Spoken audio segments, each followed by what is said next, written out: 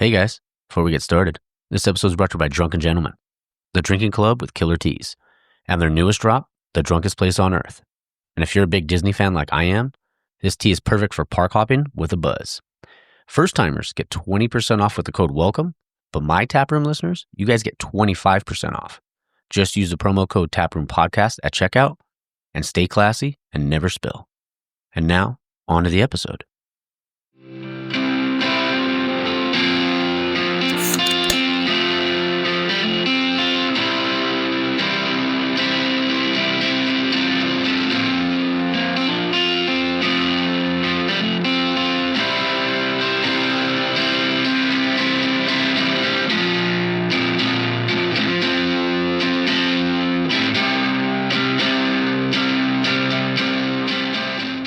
All right, and we're back. This is episode 126 of the Taproom Podcast, and I'm your host, Mike. Oh man, it is Saturday. I'm recording this intro on a Saturday because in a few hours I will be flying out. Well, not in a few, in quite a bit. I'll be flying out to Georgia later tonight. So when this comes out, technically it'll be Sunday, but hopefully I'll be recording. But yeah, but before we get into all that, this is episode 126 with Victor Montalvo from Boomtown Brewery over in LA in the Arts District. This was a really fun episode, like really, really fun. And I know I say that all the time, but it's because I truly enjoy doing it. And it was a blast. And we literally talked about, like, I know we did the 4-pack question, or like the 4-pack of questions. And I think it was just awesome the way the episode kind of turned into.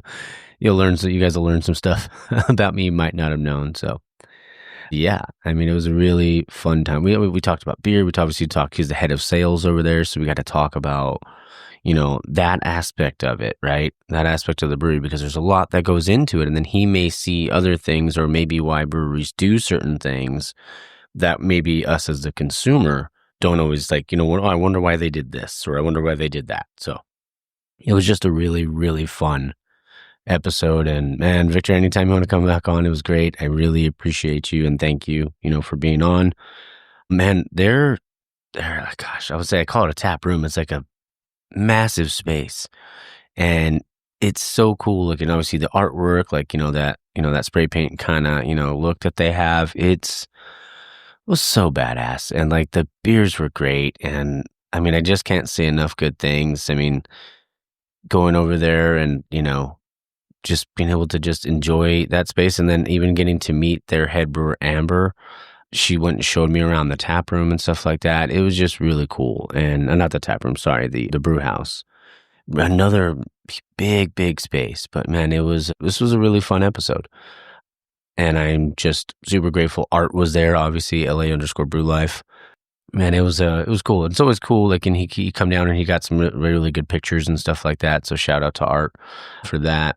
And it's always good to have a beer with him. So we had a few beers there, and then yeah, that was a busy week because I think I recorded there Thursday, and then the next day Friday I recorded at Old Stump. So next week's episode will be Old Stump with Jeff. So super stoked about that.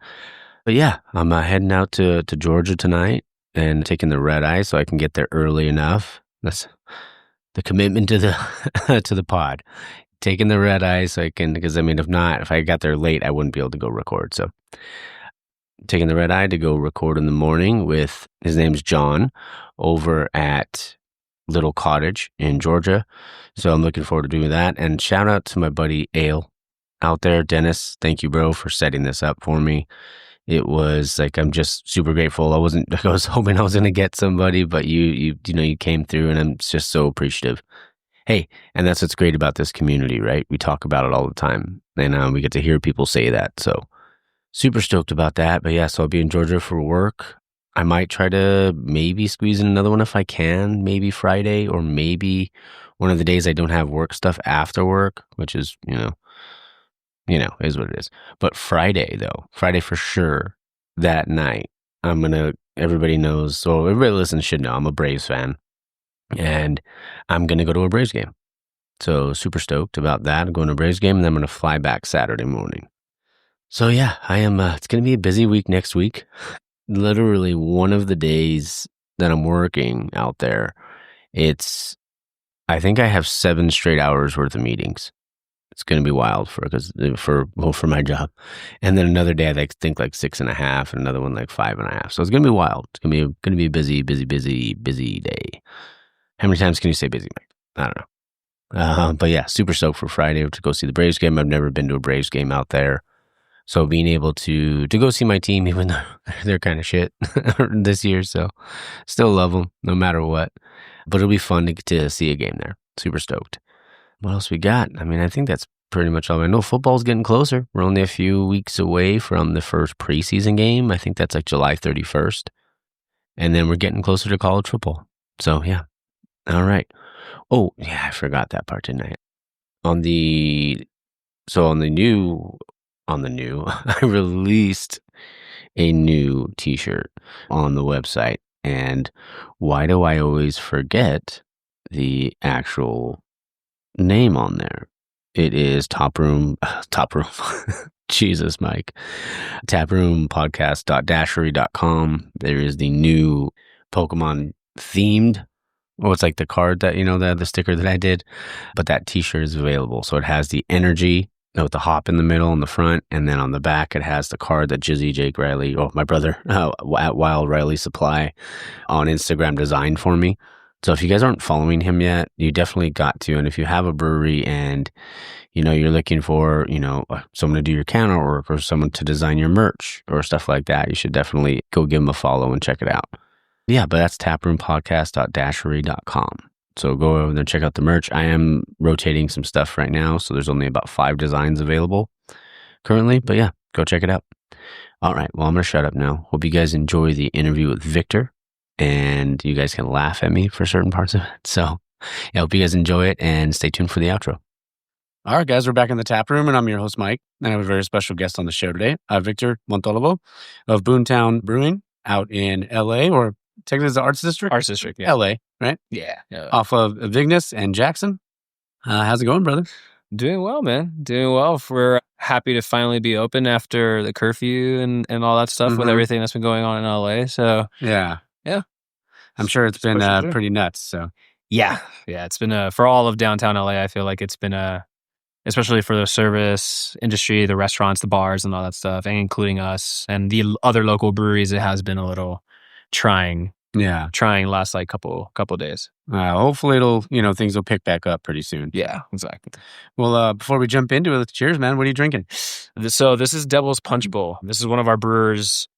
It's his entire take on a West Coast IPA. He had full control of our entire brewing process for this beer. And yeah, it's just traditional old school West Coast IPA. Damn. Very, very nice. And that's what this one is too, that I'm drinking? Yeah, we're drinking the same thing. Okay. Yeah, I was going to make sure, dude, that's delicious. So good. That's crushable. Yeah, all of our production staff has had the ability to be able to do their own beer in a smaller batch. Yeah. Which is kind of cool. So they get full reins on what ingredients, hops, everything that goes into it. And yeah, it's pretty cool. So you can only find it here at Boomtown. There it is. So I got to ask you, brother, how did it all start for you? All right. So I'm 32 years old. When I was 20, actually, I was skating at Mariachi Plaza. Okay. And there was these 3 white dudes with a petition to open up a brewery in Boyle Heights. Okay. And that brewery was Indie Brewing Company. Oh, okay. So I was working in college. I was working at a temp agency that sent me to Riot Video Games, which is they make League of Legends. Okay. And I was underage, but every single Friday they would host pub crawls across every single division of the whole entire business, right? So every different place had a different focus on different spirits, cocktails, wine, beer, and everything. And one of the guys who was older than me that I was working with was like, Vic, I know that you're in college. I know that you guys drink. What do you guys drink? And I'm like, I don't know, dude. Whatever's cheap, Keystone Light, come on. I don't know. Yeah.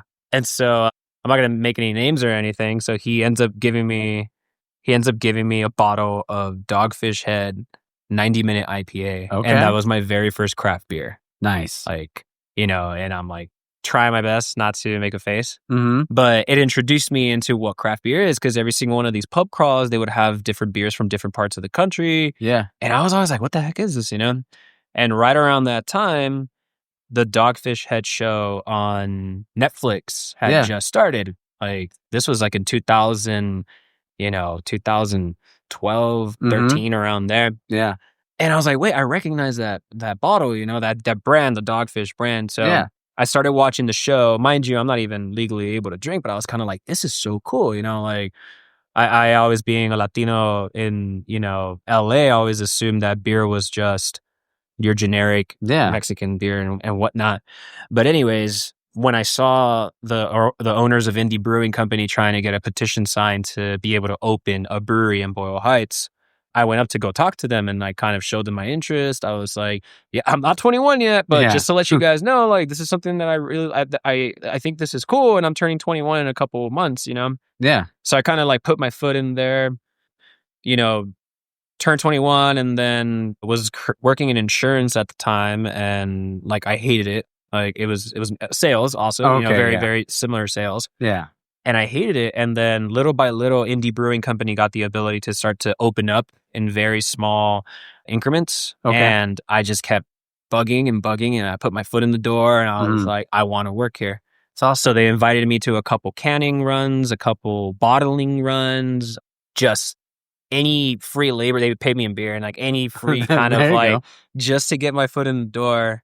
And then eventually they ended up opening, and then I became Indie Brewing Company's first hire, like actual hire. That's awesome. And I've been in the industry ever since. Wow. So that's how that started. Long story, sorry. But no, you're good. It all has different elements into why I became so obsessed with craft beer. Yeah.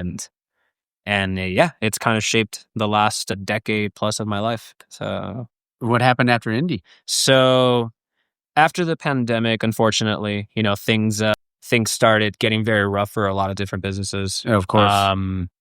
We've seen a lot of them unfortunately go under. Yeah. The circumstance with Indie was, it was hard. It was really hard. It took them forever to get their license open. They did get a lot of pushback from the community, and me being from Boyle Heights as well, like, it took a lot of time to kind of educate people on what a brewery is. And it's not a bar. It's not a fichera. It's not and I feel like the East Side was kind of associating opening up a new brewery with what they had already experienced with some of the bars that existed already in that time. So there was a negative connotation to just anything that had to do with alcohol, and especially Boyle Heights. So they delayed our process to be able to open up an actual tasting room. And from that point forward, it was just kind of playing catch up. Yeah. Right. So 2018, 2019, even 2017, like, there were big years for Indie, and the pandemic was just kind of it just set all of that progress back. Yeah. So, I you kind of see the writing on the wall. I started looking around, started like trying to figure something out. I have kids, so I was kind of like, I have a little more to lose. And I'm really good friends with everybody over at Mumford Brewing Company. And, Mumford, I was saying what I thought was going to happen with Indie. And they were like, well, you can come work with us, So I was over at Mumford for a couple months. And then that's when Indie announced that they were officially shutting down their doors. And I would go just guest bartend, or just have go hang out with all the friends and all the homies over there. And so I was basically at Indie from day one all the way to the end. The last day I bartended just to be there and be part of the whole entire thing. Yeah. So I was at Mumford for over a year, and then same, just the recovery from the pandemic, it just has not been the same for everyone in LA. Then we ended up finding out that Mumford was going to go out of business as well. I was unemployed for a while, just kind of trying to figure out what my next step was, and Boomtown reached out, or at least Chewy, who's one of the owners of Boomtown, reached out, and he was like, verbatim, he's like, come over to the brewery, let me holler at you. I'm like, love it. Like, what did I do? I'm like, all right, cool. Yeah. So then I came over, and he mentioned that their original director of sales was leaving, and that they were looking for someone to take over the sales position. And I've been here ever since. Yeah. It's awesome, man. And I mean, I know, like, I mean, I always see you like on Instagram and stuff like that. And that's why, like, I was talking to Masa, and I was like, "Hey, man, do you think he'd ever want to do something like this?" He's like, "Oh yeah." I was like, "Do you know his Instagram?" And he's like, "I have to find it." Of course, Masa, yeah.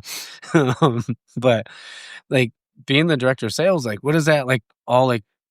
Well, I guess what does it all like encompass? Like, what So we're very fortunate that we work with a distributor called Breakthrough Beverage. Okay. Prior to Breakthrough Beverage, it was called Wine Warehouse. Mm. So Boomtown has been with this organization, this distributor, for about 8 years now. So we have a very, very good relationship with them. That's great.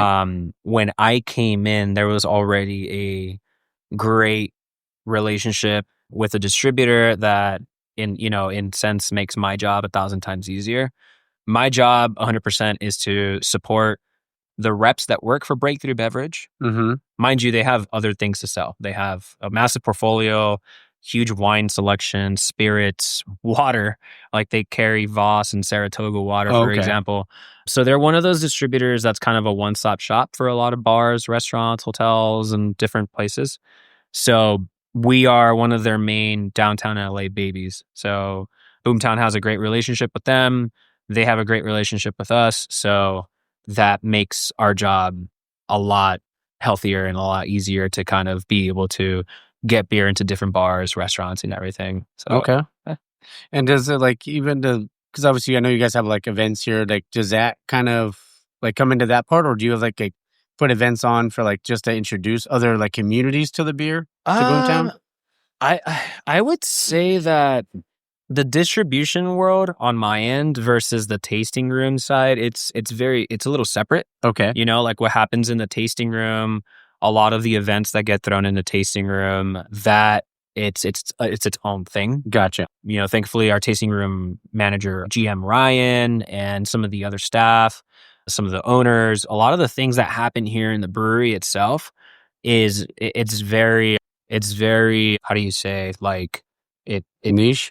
It stays here, it's Oh, kind of gotcha. like, Okay. it comes from personal relationships. Yeah. It comes from, years of being in the industry where people want to do events here and stuff. So for example, the Hazy Panda release that we did for LRG's 25th anniversary, right? Yeah. That was a connection that had been done with one of the owners, Chewy, who is an industry, vet, legend. Mhm. Like everyone knows Chewy.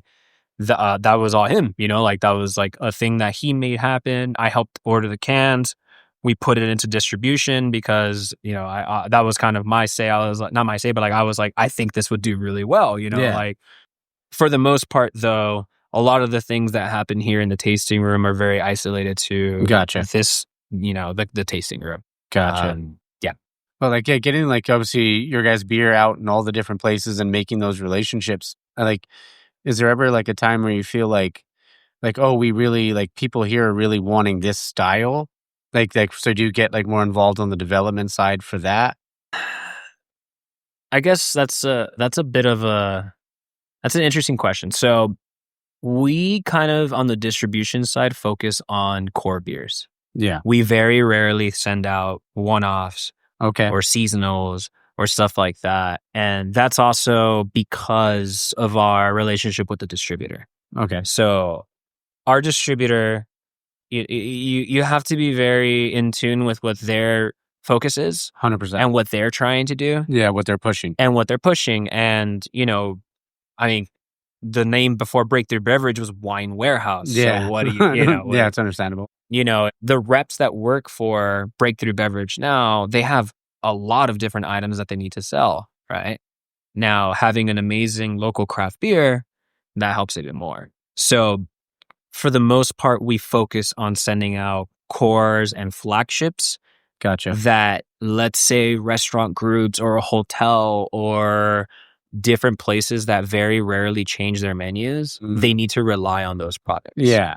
Because they know their clientele. They know what they're getting. Yeah, exactly. Like, for example, we send out 5 flagships, which is Bad Hombre Mexican Lager. That's our highest selling beer.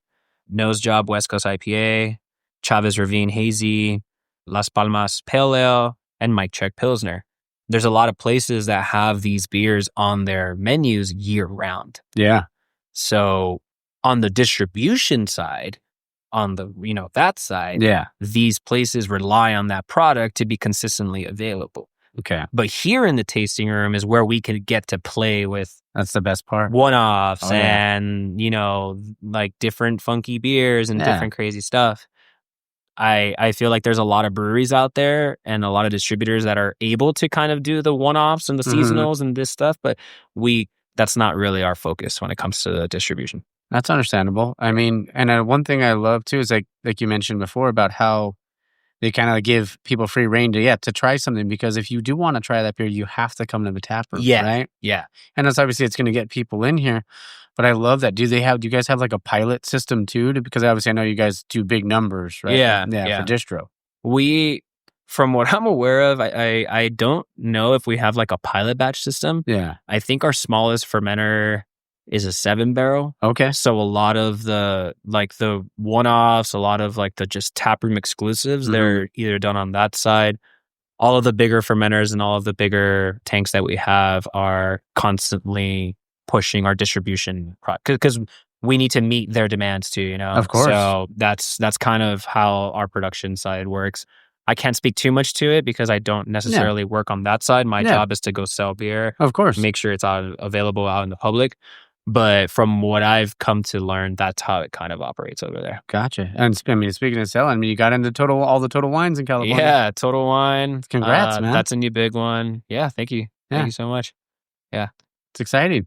Yeah, I mean, we've come to realize in the last couple of years that people are drinking more at home, and it's a weird truth about what's happening right now and, for the industry. It's what the pandemic did. Yeah. And also just, I think it's just the reality of it's expensive to go out now. A lot of people would prefer to just go to Total Wine, buy 3, 4, 6 packs of whatever beer they want.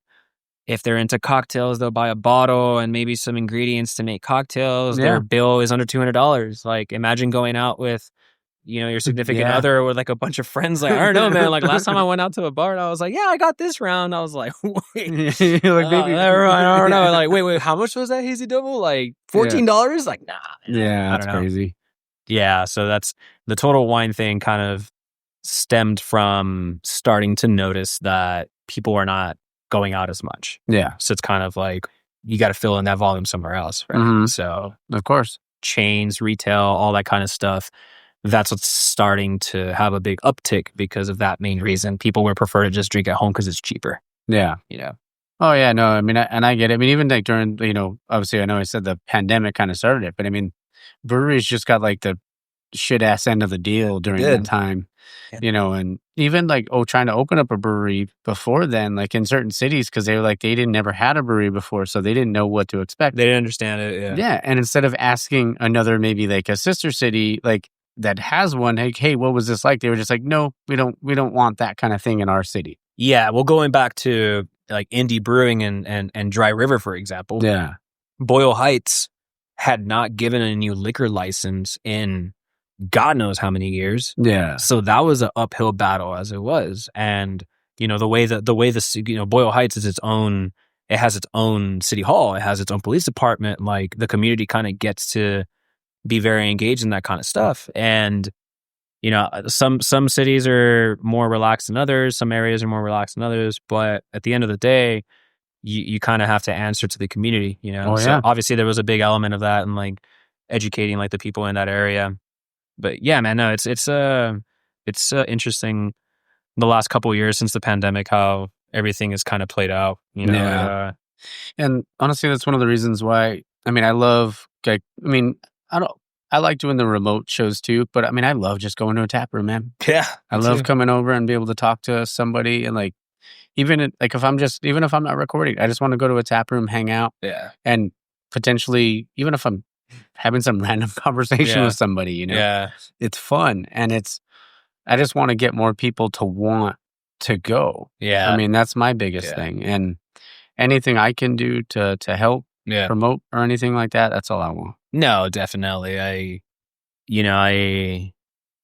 there's a certain part of me that misses like beer tending, that misses being on the like the pouring beer side. Oh yeah. Because of that aspect. Mhm. Like I think the majority of my close friends and the people that I surround myself in my life now to this day are people that I met indie while working behind the bar, and like just like all the regulars and oh, you have a kid now? Like, dang, that's sick. Like, I Yeah. remember when when I met you for the first time, and it's like I feel like that element of, like it's not the same as it Mhm. used to be. Obviously, the pandemic changed a lot of things.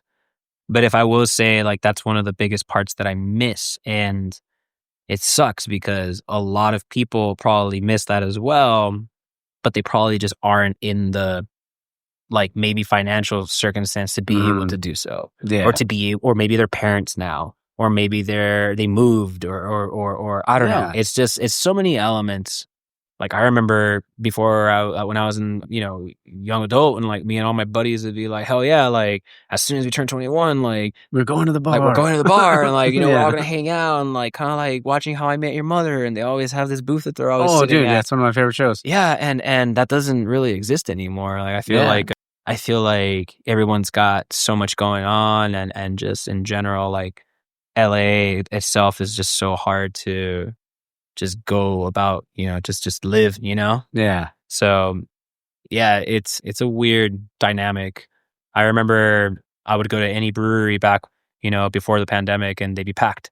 Anywhere Yeah. you went, it'd be like a 100%. bunch of people. You always see the same people roaming back and forth. Mhm. And now it's it's not really like that anymore. Yeah. Yeah. But I mean, the good thing is, at least, for Boomtown, like you're kicking ass in sales. Like, I mean, Yeah. like we're doing everything that you're doing. So Yeah. that part of it's, at least flourishing. Yeah. No, yeah. So So it's taking a lot of congrats, hard yeah. work. Yeah, taking a lot of hard work. Also, shout out to Chase Hawkins, who was the original director of sales here at Boomtown. Like, without what he built, I would not be here. So, yeah. Well, pat yourself on the back too, brother. Yeah, man. Yeah. Just trying. Yeah, you gotta do what we gotta do. I just want to talk about this beer real quick. I mean, I know I said how good it said it was. It's freaking delicious, but I love the lacing too. Like it's yeah. it's like Yeah. it's good when stuff like that. And even before we started drinking it, the head retention on it was phenomenal. Our brewers are amazing. Yeah. They make great beer. Oh, There's yeah. not a single beer that I've had here that is not good. Mhm. And that's being completely honest. Like, Yeah. I'm very quick to call out something I don't like. And Mhm. I feel like over the years, Boomtown's beer has just gotten better and better and better and better. And I think at a taproom level, that, that also stems from a distribution level, because you can't send crap beer out to the market Oh, hell no. and Yeah. expect it to do well, and expect retention, and Mhm. expect accounts to keep ordering your product. Oh, yeah. So I feel like the practices of making sure that those 300 cases of Bad Hombre that we sent out to the market last Mhm. month, if they all have to be good. Oh, so yeah. that practice kind of follows through with what's here in the tasting room. Oh, yeah. And I know that our head brewer, Amber, Ben, who's our director of operations, like anything that they don't think is suitable, like if they can't drink it, they're like, screw that, dump it. Like, which happens great. very rarely. Yeah. So, we're very fortunate that we have a crew that acknowledges when maybe something wasn't done right, or maybe something wasn't, Yeah.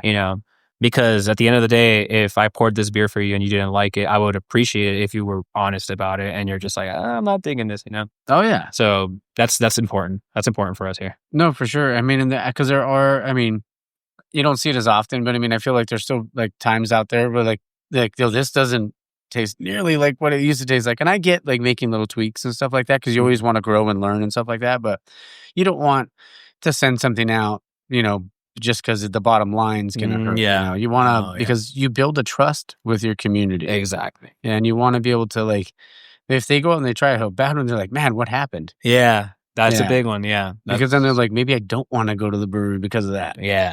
So Yeah. I know the 10-year anniversary just was recently. Yeah. What was that February. like? It was Yeah. fun. It was fun. I was only able to come for one day.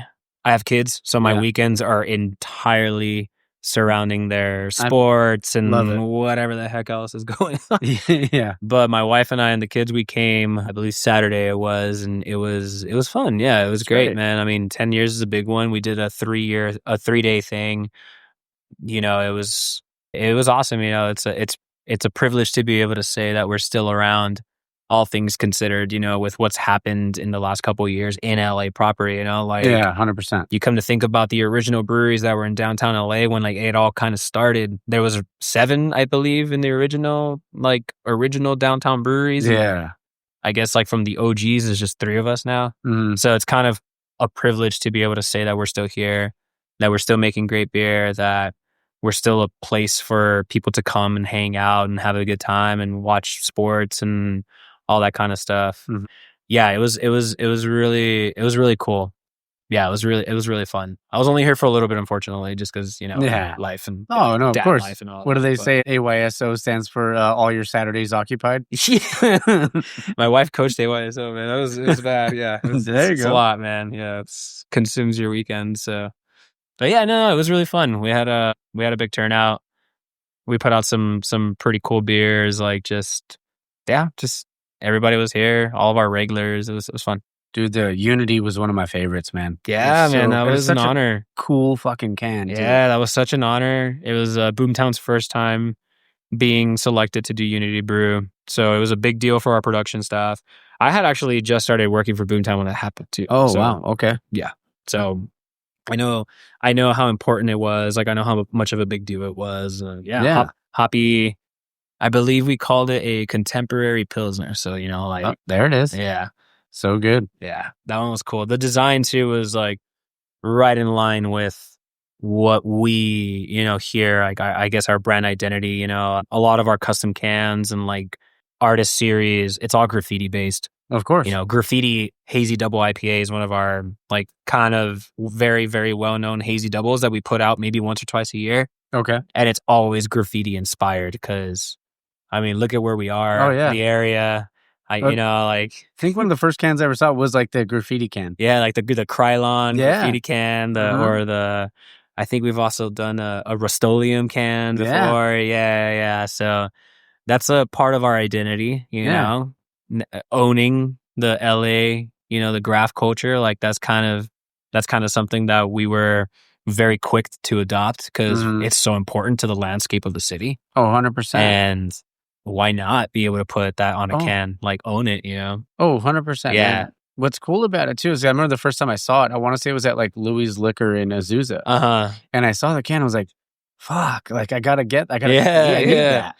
I mean, I've never spray painted them. I mean, other than like NWO on my, you know, on my wrestling belt. Or the S, the freaking the graffiti S. Oh yeah, you remember that? Yeah.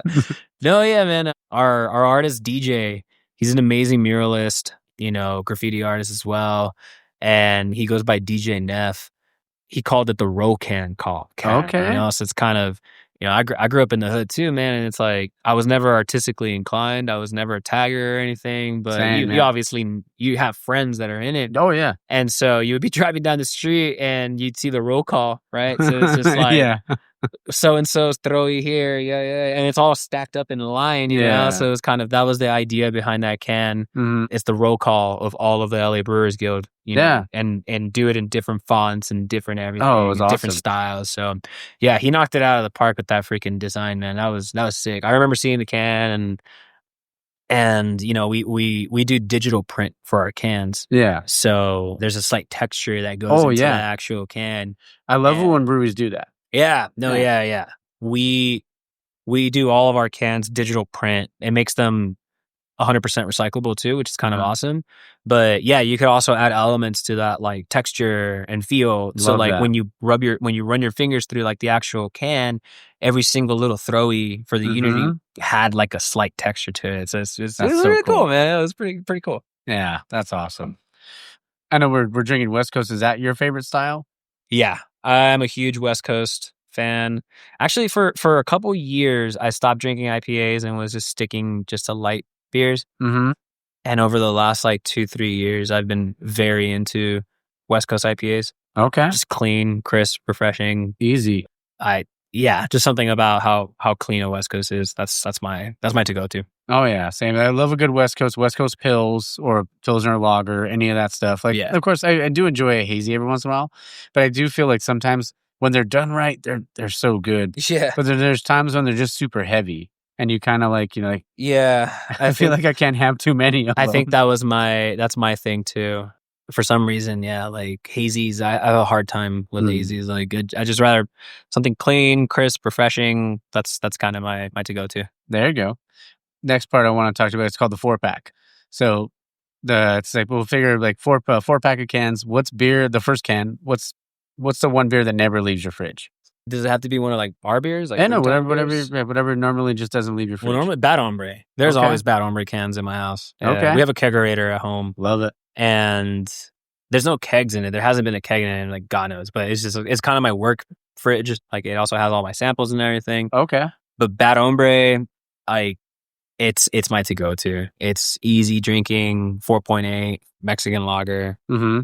I remember before I started drinking Bad Hombre more consistently, there was always like Modelo or Coors in our fridge. Yeah. Just because you could buy a cheap 32 pack at Ralph's or something. It's not a big deal. But definitely Bad Hombre, that is always in my fridge. Okay. And also because my father-in-law is obsessed with this, and when he comes over and hangs out, there needs to be Bad Hombre in the fridge. Oh, there it is. Yeah. Have to probably refill that keg pretty often then. Yeah, Bad Hombre, that needs to always be available. There it is. So second can. If you weren't in beer, what do you think you'd be doing? If I wasn't in beer, I would probably doing some other type of sales. Okay. It's probably what I've been doing the longest. I don't know. I really don't know.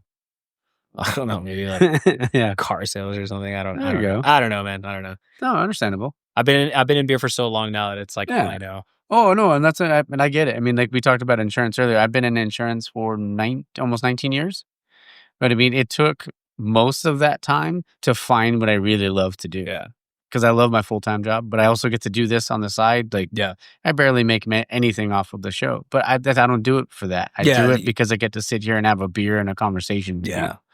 So, I mean, as long as you're doing what you love, and yeah.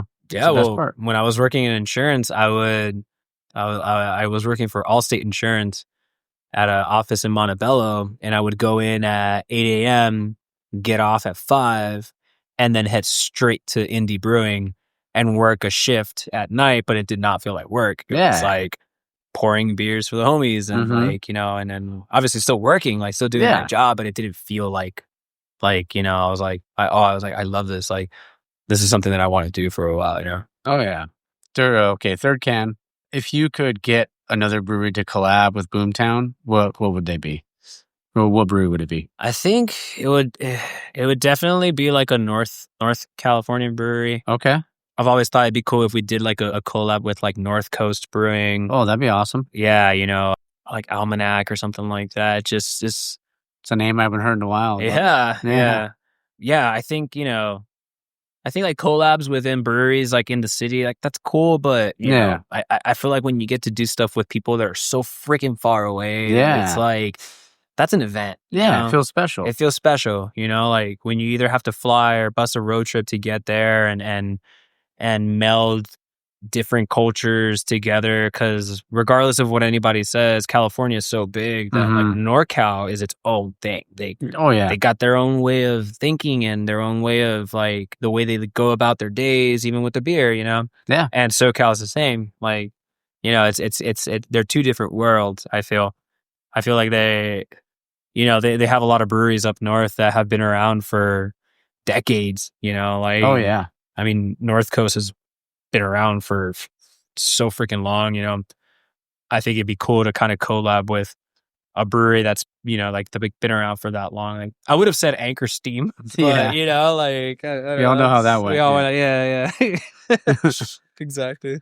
Well, the last can of the 4-pack, what's the guilty pleasure that you like secretly or maybe not so secretly? I know you mentioned How I Met Your Mother. I love that show too. I've watched it probably 20, 30 times over already, but what's something you like, a guilty pleasure maybe? All right, so going back to being a dad, being very busy, my whole life is around my job, my kids' extracurricular activities. And whenever me and my wife have a second to freaking chill, usually it's just sitting on the couch, doom scrolling, or I'll put something on TV.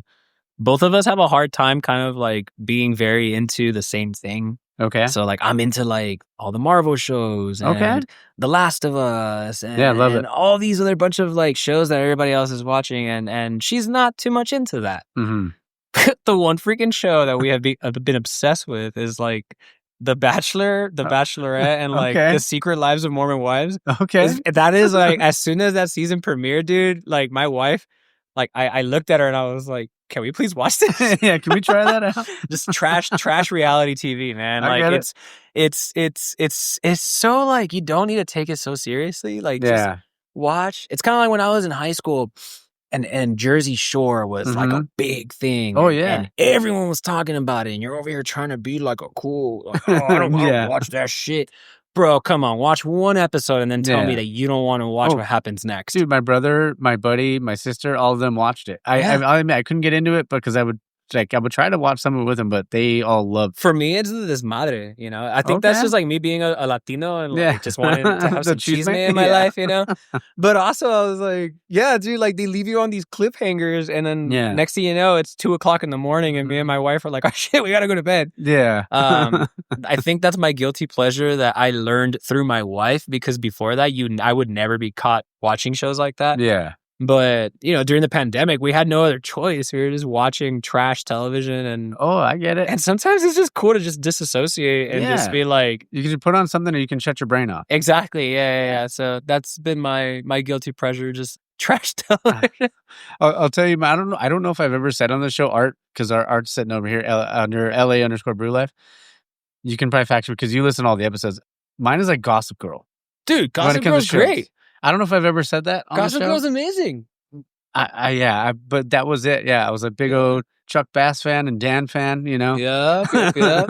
Yeah, man. I feel like, you know, especially like as guys, I feel like there's this whole thing where that's not okay. Like, no, fuck that. Like my daughter, my oldest is 12, and she's like obsessed with like Exo Kitty and The Summer I Turned Pretty, and like I ain't gonna lie, watch that show. And my wife and her started watching it. It's good. And I'm over here washing dishes, and it's taking me an entire ass hour to watch because I'm over here looking back at the TV and just like, and I could tell that they catch me watching, and I'm just like, no, I'm not watching. What is there, Belly and Conrad? Belly, Conrad, and yeah, I swear to God.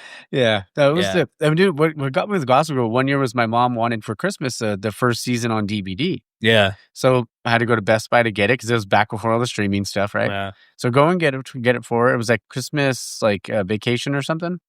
And I'm sitting there, and I was working, but I took a few days off to go hang out with her.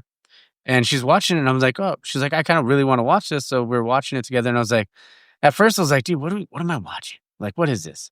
And I'm like, fucking Blair's hooking up with Chuck now? What's going on? It's so great. Yeah. No, yeah, and it's funny because I guess like tying this all back into like sales and all that kind of stuff. Like I mentioned this stuff when I'm out. So I don't know if it's kind of interesting, but you know, a lot of like beer sales, it's not, or selling anything. It's not selling the product or you're selling yourself, you know. Oh, of course, it's like who wants to buy a product from someone who sucks, you know? Yeah. So at the same time, like I tend to talk a lot about my family. I talk a lot about my kids. I talk a lot about my wife, like the things that we do, like the things that we're interested in. And there's almost always a common ground with a bar manager or a director of food and beverage or the person who's basically in charge of buying this stuff, right? Yeah. And for some reason, I always end up getting into conversations like this, and like I'll just, I don't know, it's weird. Like I'll just start talking about it, and I'll just be like, yeah, like my daughter just like finished watching the freaking season finale of this, and like she's like so excited, and then the buyer will be like, oh damn, yeah, me too, and it's no longer a sales call. It's like, oh damn, we're just talking about the shit that we like, you know, like. So yeah. I mean, I have 3 daughters. I'm in a house full of women. I get to kind of watch whatever I want, but our house is also pretty small, and if there's a Dodger game or like sports, like, yeah, we watch sports. My kids all play soccer. There's always sports going on. But when it comes to like TV, like they watch the things that they want to watch. My oldest is 12, so she's kind of entering like her preteen kind of side where she wants to, her and my wife are watching things that necessarily I'm not going to go out of my way to go click on it and watch it. But I always catch myself being a chismoso over here being like, wait, she made out with who? Like, yeah. She made up with Jeremiah and Connor. They're brothers, dude. Yeah. They're brothers. Yeah, I was rewatching it the other day, my wife bro. is gonna crack up. Oh man. So yeah, that's my guilty pleasure. This became a very long guilty pleasure. No, it's all good, man. I mean, there's so much I want to talk to you about. There's another segment that I forgot to put on the list. I apologize, but I was calling it Flight School. If somebody that had never been to the brewery was coming in and they said, I just want a flight, like, give me the 4 you think I should try, what do you think they'd be? And that's my bad for leaving it off. No, it's okay. It's funny. I hate flights. Yeah. I was saying, I mean, I just want to try the Pilsner first. As a bartender, like as a beer tender. Yeah. When Indie Brewing went out of business and I thought I wasn't going to work in beer again, I wanted to make a t-shirt that says beer tenders hate flights. Oh. This is a shout out to all the beer tenders out there because all of us despise flights. Like sometimes people just don't get it. It's like, but no. I get the point of flights. I think it's important. If you had to pick out of 4, unfortunately for me, it would be like 2 flagships. Okay. And then 2 one-offs that like you'll never see again. Okay. So definitely Bad Hombre, just because it's our best-selling beer. Mm-hmm.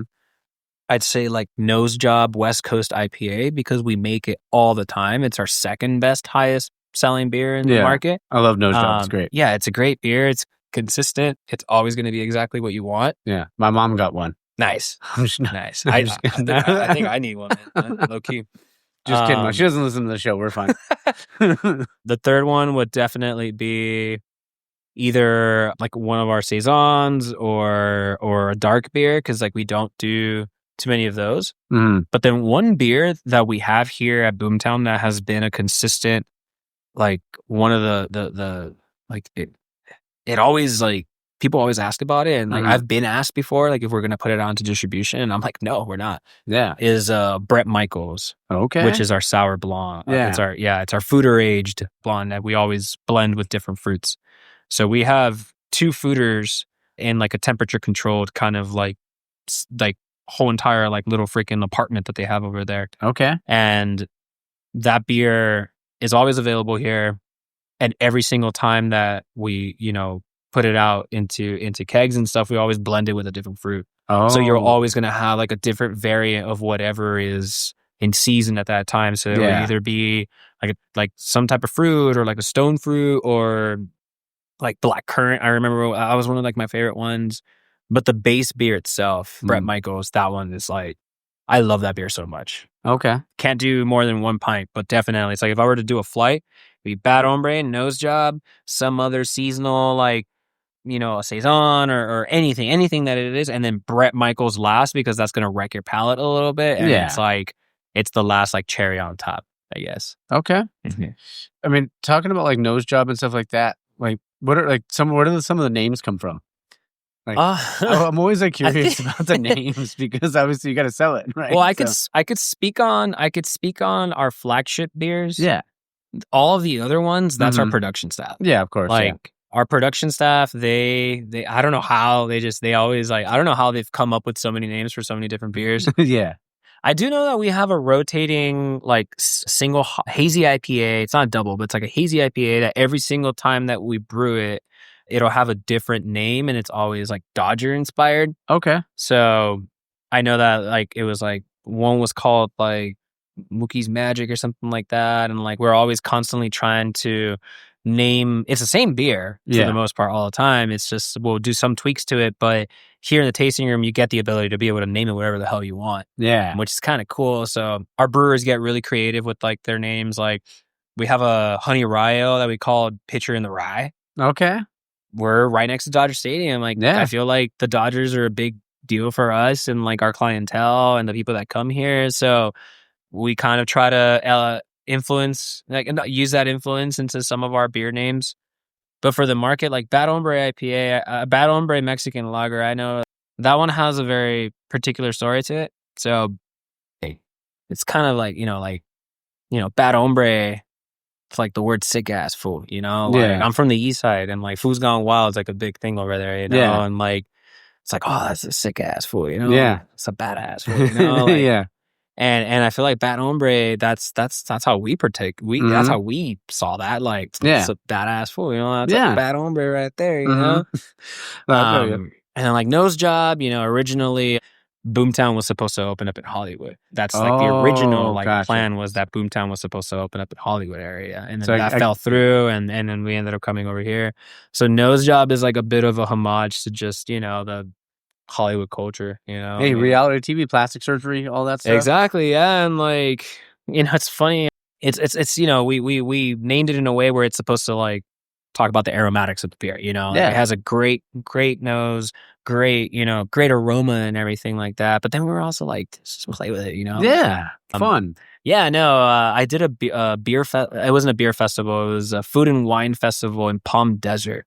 Okay. A couple of months ago. Huge event. Like, I'm talking about like, we have like James Beard nominated restaurant groups, like Michelin star restaurant groups. And we were like, there was a lot of wine and spirits, and we were one of the only breweries there. Love that. And, in the deserts, there's a lot of like retired people with a lot of money that have no care in the world. That beer was the one that made them laugh, because like they would come up and they no insult to it. They were just like, wait, it's called Nose Job? They're like, oh, honey, I've had 3. I was like, what? Like, that's so cool. Yeah, and then like Mike Check, for example. I mean, that's such a cool name. Oh, it's great. Czech style Pilsner. Oh, Mike Check. Like, come on. Fantastic. It's just, Yeah. I wanted to ask you about, because I want to grab another beer, but before we do, what was it like after the Dodgers won? I'm sure, like, even while they were playing, I'm sure it was nuts, but... So, game 1, unfortunately, we had to... Obviously, the entire postseason was a shit show here at Boomtown. We've always been known for having, like, sound on, projectors, TVs everywhere. I remember watching the 2017 and the 2018 World Series here. Okay. Like, those were huge. I bet. 2017 was huge. Yeah. 2018, not so much. We all know what happened. And then, like, I feel like Boomtown really harnessed having, and this is before my time here, they noticed that, like, we have this huge space. Yeah. And nobody wants to be at home watching these damn games. You want to be with people in the city. Yeah. So the entire October was like, the Padres series was wild here. Like, I bet. It was wild. Pre-game culture, you had people driving up from San Diego to come here and like wearing Padres gear. Dang. It was a badass like environment. It was cool. So game 1, we had to work an event at the Huntington Library, and I had already signed up for this. We're all like, we had to go. We were sponsoring. We were sponsoring the Huntington Library. It was kind of cool. It was like a Halloween party that they did. And I have Spectrum Sportsnet, right? Okay. Like, I have cable at home. Yeah. So on my little ass iPhone, I'm over here just watching the game, the entire game. I charged my phone before we went. I'm just like watching the game, trying to work this event.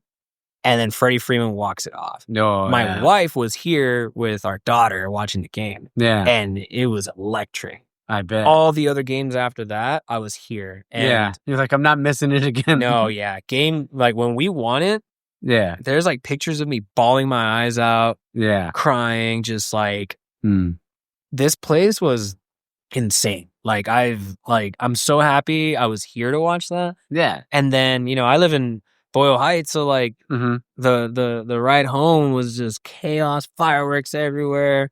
It was desmadre. October was our biggest month, I believe, in like our company's history. Wow. Because of the World Series and that's awesome. Like it was. I mean, and it seems like they're going to be back there again. I hope, man. No, they better.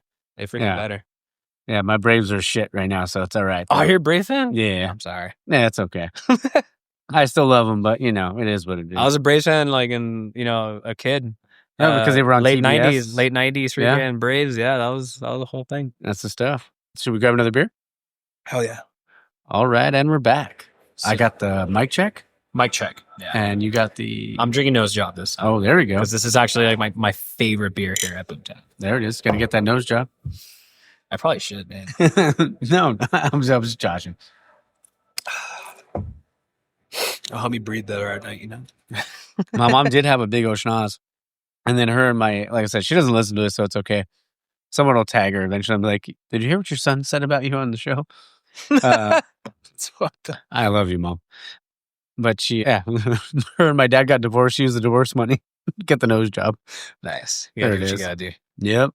Wanted to ask you, obviously, because being in sales, like, have you noticed like any trends? Like, I'm sure you see like the reports and stuff like that, and like all the Excel sheets and everything. Oh, yeah. Like, have you noticed any like trends on that side? Yeah. Of Definitely. like what's selling more? Definitely, quote unquote, light beer. Lagers, Pilsners. I'm gonna be very honest. Yeah. That comes 100% from cost of goods. And Yeah. I love IPAs, but they're expensive to make. Oh, yeah. IPAs, hops, they're very expensive to make. So at least like in the sales world, you're seeing this kind of like a weird notion from big breweries or like even craft beer to try to peddle this thing like Pilsners and lagers and this are hip or whatever. Like, no, it's just because they're cheaper to make and you make more, better profits off of. Yeah. That's the bottom line. That's the reality. Yeah. It's cheaper to make a Mexican lager than it is to make a quality double IPA or West Coast IPA. Now, hazies are also even worse because it's way more hops. Like, this stuff all costs money. You know? Now, we are also entering into an era where I feel like hop extracts and stuff like that are starting to become a thing, which is, I know a lot of people have different opinions on that, but, at the end of the day, like, every brewery is a business. Like, 100%. we have to make money, to pay our employees and pay our staff, pay bills. Lighter beer is just a lot easier to make. So if I guess if we were to say trend, like quote unquote trend, it's obviously the lighter beers, but it's because they're cheaper to make. Yeah. Also throughout, all of at least the United States, non-alcoholic is a big thing. Yeah. Pretty seltzers too, like slushies. Like we just had we're having a slushie right now. Yeah. We're having like a slushie right now. Yeah, man. I have to say that it's light beer for sure. Light beer for sure. There is a demand for craft light beer. Yeah. Because like any bar or restaurant could just buy Miller Lite, 100%, or Coors Light, or all of those brands, but there is still a slight notion to want to support craft in that realm. Yeah. Which is why you're starting to see, Boomtown's been doing it for years. Bad Hombre is our light beer. But now you're starting to see like Bottle Logic Light. Oh yeah, Logic Light, or other, or like Salty Crew, for example, is like a big brand. And you're starting to see that very, very commonly, and it's because of a price point, It's an easier, cheaper product to sell than a double IPA. Yeah. It's one of the reasons why I love like the West Coast Pills or like a West Coast Lager or something like that, because of the fact that it's still light, but you can still get that hoppy punch to it. Exactly. Yeah. We've Mike Check, which is our Czech style Pilsner, is slightly hoppier than it's delicious. Yeah, it has a very slightly hoppier characteristic, and I think we did that on purpose. Now, obviously, like the hoppy Pilsner category that was, basically created by like Highland Park Brewery. Like they created like Timbo, that's like the template of what you're supposed to do with that. There's so many amazing ones out there that it's kind of like hard to compete with that, because they're so good, and they've already been around for a bit now. So definitely the light beer, and then the hoppy Pilsner trend, that's like a big one that's still sticking. You know, you're always going to have your person who wants to drink a West Coast IPA, hazy double. You got to check, you have to mark all the checks. You have to mark. Yeah. You have to check all the boxes. Yeah.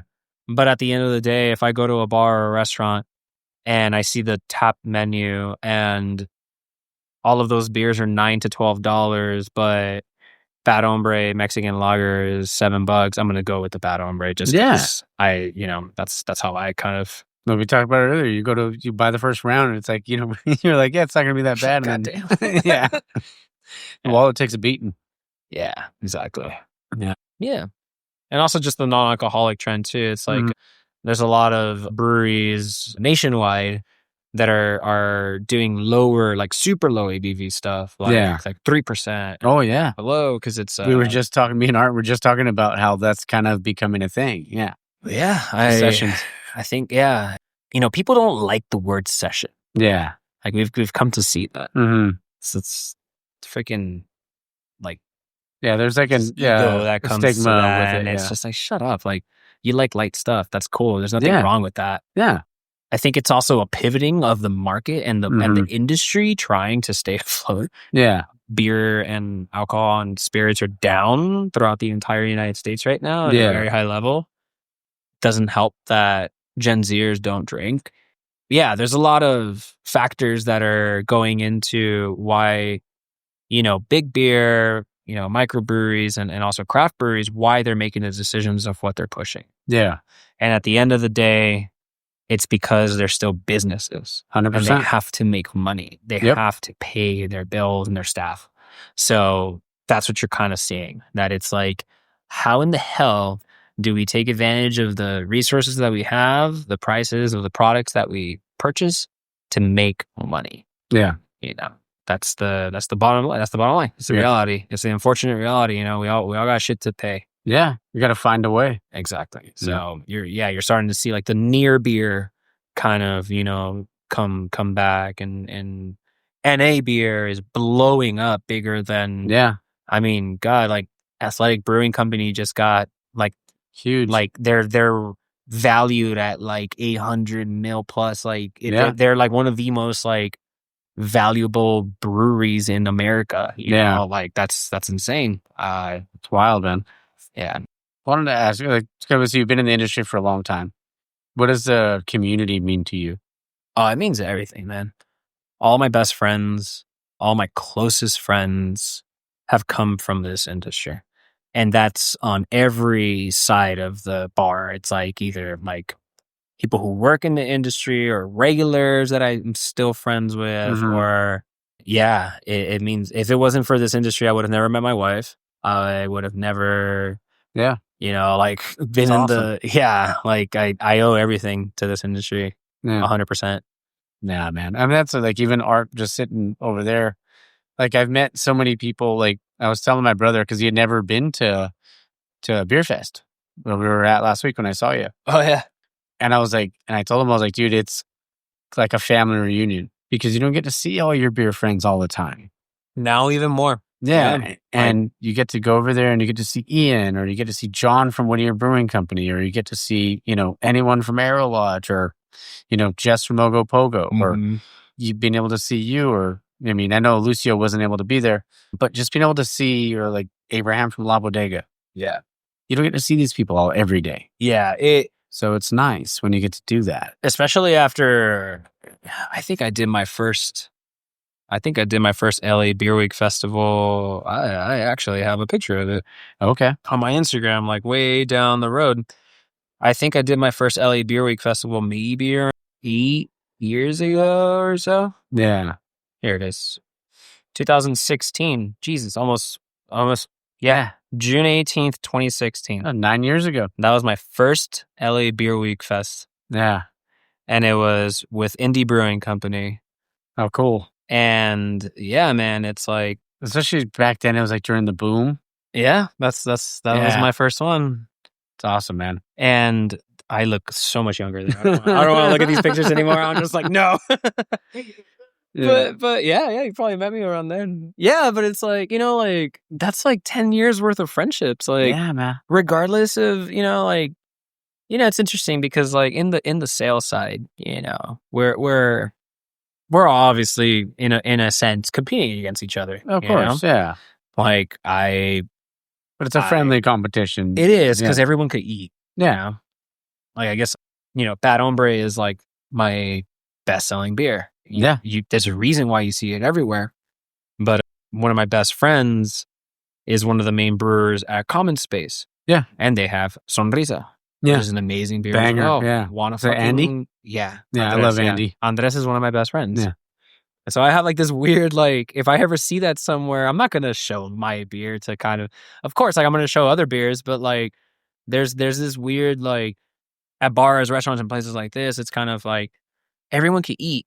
Yeah. Average place has 6 to 10 taps. Like, Mhm. I don't need to take over someone else's. Yeah. And even then, like, with that sense, you know, like, in the sales side, because yes, like, there's quotas to meet. Yes, there's numbers that you want to hit. Like, you need course. to consistently be trying to get new accounts. But at the same time, like, you know, like, we're all friends. Like, we all Yeah. know each other. You all want to Like, grow we all- together. exactly. Like, that's the beauty of the beer industry, at least in the craft beer industry in LA, is that, like, you know, like, it's such a small knit community Mhm. that everyone knows everything. Yeah. Everyone, you know, knows, like, who's freaking genuine and who isn't. Like, it's so cool.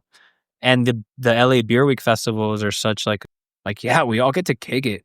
Yeah. Just not worry about it. Just pour whatever we're pouring. Yeah. I'll hop behind your freaking Yeah. booth and be like, "Hey, what you got?" Yeah. You know, like, Damn right. you know, especially with the breweries that are even further away, like all the Long Beach breweries. Yeah. I have friends in all those, and it's like so cool to be able to, like, Mhm. see all of them and be like, dude, I haven't seen you in so long. And Yeah. it's fun. LA Beer Week Fest was fun. Oh, it's the best, man. I always say, like, this community is the best community out there just because of the fact that, like, this is like a lifelong friendship. I know that's going to be around. Even if down the road, maybe I'm like, man, you know what? I'm done. Yeah. But Doesn't I matter. mean, down the road, I'm like, so like, hey, bro, you still want to meet up at a brewery or something? Yeah, You know, man. and we can do that. And Yeah, we that's can. what's great about it. You can build these relationships and build these friendships. And I just want to do anything I can to support, just because to me, it's the best industry in the world. It is, man. And the unfortunate thing is that I know that times are tough. Yeah. I know that, you know, everyone's lives are different now and circumstances are different. There's a lot of parents now, like, Yeah. The gosh darn AYSO. yeah, freaking AYSO. You know, it's like, I get it. Like, I get it. Like, you know, life gets in the way. Mhm. Doesn't get in the way. Life happens. Yeah. Right? And that's good. That's okay. And, like, that's a beautiful thing. And it's great for people to progress and to do what they got to do. Yeah. At the same time, I feel like go hang out with your friends at a brewery every now and then, you know? Yeah. Bring your kids. Yeah. Like, come. It's come hang dog out, friendly, you know? family friendly. Exactly. I've come to realize that, like, a lot of the people that I used to hang with before, you know, like, and also me being a young dad as it is, you know, like, so, like, yeah, everyone gets so consumed in life and responsibilities and everything, and that's perfectly normal. Yeah, like, you gotta do what you gotta do, you know. At the same time, you know, like, go out for a bit, like, especially with all the parents out there, you know, that are, like, maybe in their mid 30s that used to hang out at breweries all the time, and just remember they're family friendly, and, like, you still can come hang out, like, you still can. Mm-hmm. Come have a pint, come have two. No one ever has one. Yeah. Come have two and then go home, because I get it. Once your kid starts being a demon, all right, cool, go home. Understandable. I feel like that's one thing that I've kind of noticed. Like, everybody within my age range kind of just, you know, doesn't either come out or anything. And if that's not, like, no longer something you want to do, that's cool. But if you drink at home, go to your favorite craft liquor store. Yeah. Go to your favorite place to buy craft beer and continue to support those places where maybe some of your best memories happened. Yeah. Or you might meet your wife, or you might have met your wife. Yeah, exactly. Yeah. And I don't know, go to freaking Total Wine and buy a pack of Bad Hombre and be like, hell yeah, I used to party there, like, before the pandemic, and that was tight. Like, I don't know. We, you know, us as craft breweries, we rely on you guys. Like, we rely on everyone. We rely on all of y'all for the sake of still existing. You know, it's important. It's important to continue to show support and to care about, you know, something that means a lot to so many people. 100%. Because to me, the craft beer industry in LA means the world to me. I wouldn't know what to do if I didn't have this. Like, it's my identity now. It's like, it's everything I am. I don't know what else to do that's not related to this. You know? Yeah. And you can hear it in your voice, bro. Oh yeah, man. Yeah. I love this. Like, I met the love of my life through this. Like, like, come on, you know? Yeah. it's. I had my freaking wedding like right in here, like my wedding Yeah. party, like in here, like that's like fucking great. it was cool. How kick-ass is that? Yeah, it's pretty cool. Yeah. I wanted to ask you, because obviously we're in LA, favorite food to have with beer or to pair with a beer? Oh, I'm a tacos guy, bro. I Al was like, pastor. There, okay. Al pastor taco. It I'm has more to of a be chorizo guy, but I do love Al Pastor's bomb. I prefer that over chicken. I judge taco stands by their al pastor. If the al pastor isn't good, don't freaking talk to me. Yeah, for me, it's the like if I was really gonna judge a taco spot, it's their asada, because it's like the pilsner and the lager of the brewery, or the taco spot, or the taqueria.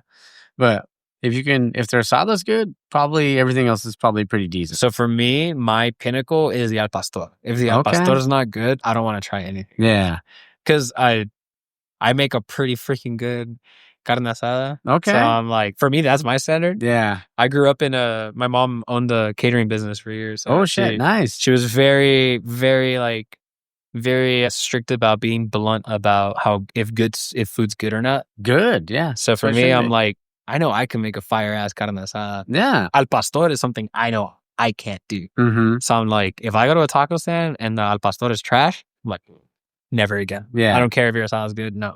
Yeah. Al pastor. It has to be from the trompo. If it doesn't have a goddamn piña on the top, don't talk to me. I gotta have some pickled freaking habanero, purple onions. Oh yeah. Yeah.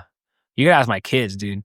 Like my kids will literally tell you, like, hey, what does your dad spend his money on when it comes to food? And he'll be like, tacos. Al pastor tacos, man. Like, love it. No, tacos for me. It was tacos and burgers, man. I love burgers too. Tacos and burgers. Yeah, tacos, burgers. Let's see. Pizza's always good too with beer. Oh yeah, I feel like in the beer industry, we're so lucky that we've had some like badass pizza pop-ups. Oh, I bet. That are now starting to like do their own thing. Like for example, when I was at Indie, we used to have quarantine pizza. And then they did our anniversary here. And now shout out to the homies over at Eagle Rock. They just opened up Wallflower Pizza, which is badass. And yeah, those are businesses that we got to see from a pop-up now have brick and mortars. Oh yeah. Like, isn't that great though? Like seeing like that success, like, oh hell yeah, dude. Yeah. Like, I mean, Jesus, like, I remember we hosted one of Moo's Craft Barbecue's first pop-ups when I was working at Indie Brewing Company, and now they have their brick and mortar in Lincoln Heights. Love it. Yellow Paper Burger. Okay. I remember Yellow Paper Burger. Colin, who is the homie that was running Tony's Saloon down the street from Indie back in the day, did a pop-up Indie Brewing Company, then started kind of doing more pop-ups, and now he also has a brick and mortar. So it's like, oh dang, yeah, like breweries are also catalysts for that kind of stuff. Yeah, you know, like there's a bunch of restaurants that have opened because they did pop-ups at breweries, and they were like, oh shit, like this actually is something that might work, you know, and you know, for me being like a Latino, I love to plug from the east side. Like I love to plug Moo's Craft Barbecue and like Wallflower Pizza for that reason, because they started kind of just like, oh, like this is something cool that we can do. And also my friend Alan from Ace Barbecue, like, you know, it just starts like as a like, oh, we had a place to do it, and like maybe fuck it, whatever, let's try it, and then turns into a whole career, it turns into a whole thing. So yeah, breweries are more than just a place to go have a pint, you know. It's like it could be an outlet to so many other different things. Yeah, it's building a good community and then building off that success to, like, if, like you said, like you see these other, you know, these food vendors that eventually some people try it. Maybe it's like a guy that's like an investor. He's like, hey, like I really love your stuff. We need to have, like, would you ever be interested in opening up? Yeah. And when that happens, it's great. Like, and especially too, like my buddy that I've just gotten to know over the last like 8 to 10 months, Tony from El Chilote. He's always at Brujeria. He goes to, but he's going to have his own kitchen at Feathered Serpent now. It's pretty cool. Yeah, man. It's like, he makes bomb ass smashed chorizo tacos. That's pretty cool. Yeah. Yeah. Like, let's say, I get a little excited when I think about those tacos. Sick. Yeah. Oh man. Last two things. Desert Island beers. So if you could have, like, it could be one craft, one domestic. I'm assuming one might be Bad Hombre. Nah. If I was on a desert island and I had an unlimited supply of either two, it'd be Nose Job West Coast IPA Okay. and Coors Banquet. I'm Can't so go sorry. Those little Oh, stubby dude. bottles. Oh yeah. There's something about them, man. That just Dude, Banquet was one of my domestic for the longest time, but then it ended up being Hams because I love Hams. Oh, Hams is great. Yeah. I have my best friend lives in Colorado, so every single time that I go up there, it's always like, I've always wanted to go to the brewery tour. oh, in Golden, just to Colorado. see it. Yeah, dude, I've heard it's pretty sick. Yeah, I need to go. That'll be fun. Yeah. Last question. If you could describe yourself in one word, what would it be? Chill. Okay. No, I'm just playing. Sick ass. Nah, let me see. In one word, I don't know. It's hard. I guess optimistic. Okay. Just hoping. Yeah. Things all go for the best. I love LA. I love my city. I'm a father of 3. I want to die in LA, and it's like I just hope that things get better. Yeah. And very optimistic. Yeah. LA locals only, legends always. Yeah. I'm just hoping that things get better, man. I need to put that on a t-shirt. Remind me to do that. That's right. Yeah. Take a note. Yeah. There it is. No, but that's awesome, man. Like, optimistic, man. That's the best. Yeah. I mean, that's all we can be in a world that's more negative than positive nowadays. Yeah. Yeah, man. Being a father has changed my perspective on a lot of things, and I feel like being optimistic that things are going to get better and that things will be better, change for the best, and our city will thrive and do well.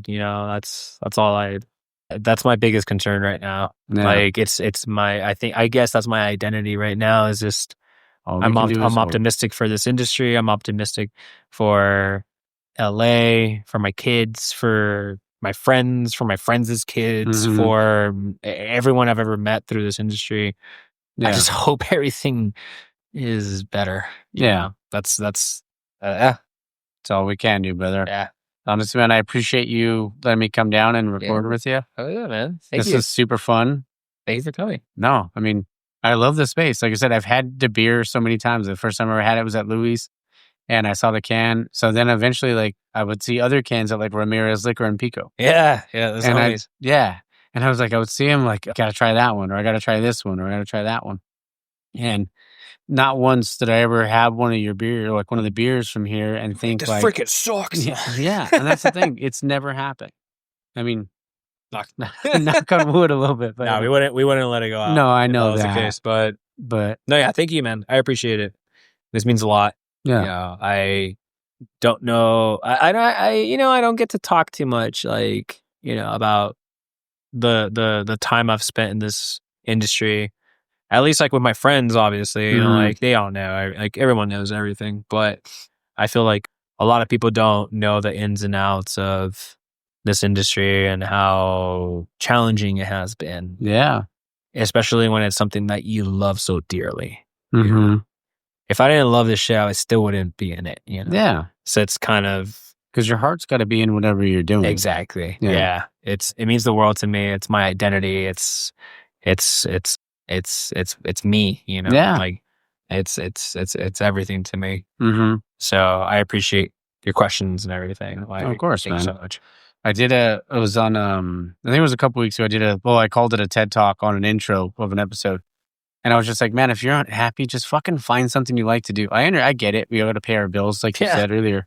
Yeah, pay your bills. But just try to find something to supplement your happiness. Find something that makes you happy and just fucking chase that motherfucking thing for as long as you can. Yeah. And people are just so content being unhappy nowadays, and it sucks.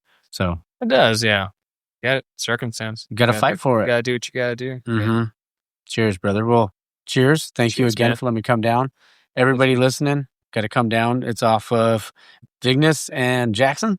Yeah, so we are down the street from the Moroccan Lounge on 1st Street, and also down the street from the strip club next to the 101 freeway. There is a Stizzy right next door to us, And all you perverts out there know where that strip club is. I'm just kidding. I'm kidding, Taka.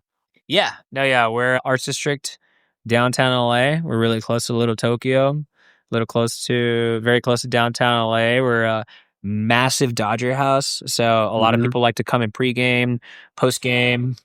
We're a couple blocks away from Union Station Shuttle, which takes you for free to Dodger games. So yeah, come hang out, come have a good time. Yeah, I love you. And come pick up a 4-pack and go home and watch The Summer I Turned Pretty. Exactly. Watch The Summer I Turned Pretty. Belly, kind of. You could tell us your opinion on what you think about Belly after you're done watching it. Exactly. Cheers, brother. All right, guys. Cheers. Bye. All right, guys. I hope you guys enjoyed that. I was laughing thinking about when Victor and I were talking about The Summer I Turned Pretty and stuff like that, and like the Gossip Girl stuff. So yeah, man, it was like I said, it was a really fun episode. I'm so grateful. Thank you so much, Victor, for letting me come on, and thank you to Boomtown for letting me come down and record there. Just super grateful. So next week's episode will be the Old Stump episode with Jeff. Super stoked about that. That was a really fun episode, and like I know it, like we went like I don't know, I'm trying to remember, it was like an hour 30 maybe, right around there, and it was just so fun.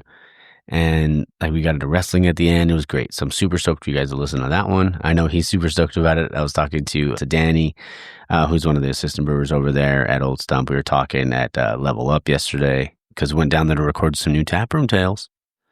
So those are going to be pretty good. That's pretty much what I'm going to be doing on the waiting for it to board, and then probably on the plane a little bit. Then I'm going to try to get some sleep so I can be fresh in the morning and be able to comprehend what I'm doing when I'm recording. So yeah. All right. Well, what else we got? I think that's so that one will be next week. The week after that will be the Little Cottage. I'm a little short on episodes right now, but then I'm going to be planning on recording, I think on the 27th with Paul from San Fernando, and then also planning a one for the new brewery called Steady in Long Beach. Got to reach out to the people at Farfield. We're gonna get something together soon. There's more that I can't think of at the moment, but yeah, got some episodes planned. So also too, like if you guys have other episode ideas, because I want to do there's a couple of what do you want to call it? Remote ones as well that I want to do with just some people that I love. They're content creators and stuff like that, and obviously in the space, like in the craft beer space. So really want to see what I can do to connect with them, or maybe I want to have my buddy Comics and Brew back on because I want to have him talk about his show. We can have a couple beers again. So I got to reach out. There's a lot of stuff I've got planned, but also if you guys ever have ideas for like maybe other different types of episodes, or if you liked, last week's episode where it was kind of like, a throwback to a Taps and Tailgates, or if I just have a buddy on and we just kind of review a few beers every once in a while, just because as like a throwback episode. If you guys are up to into that, let me know, and we can just it can just be like a one-off, not a one-off, but maybe like, once every few, episodes kind of do that. If you guys be into that, let me know. All right. Well, I am going to let y'all go. I don't know why I was trying to think of what to say. I had nothing. All right. I'm going to shut up. Hope you guys have a fantastic week. Hope you guys have a great Sunday, and don't forget to support local, drink local, and find your beer. Cheers.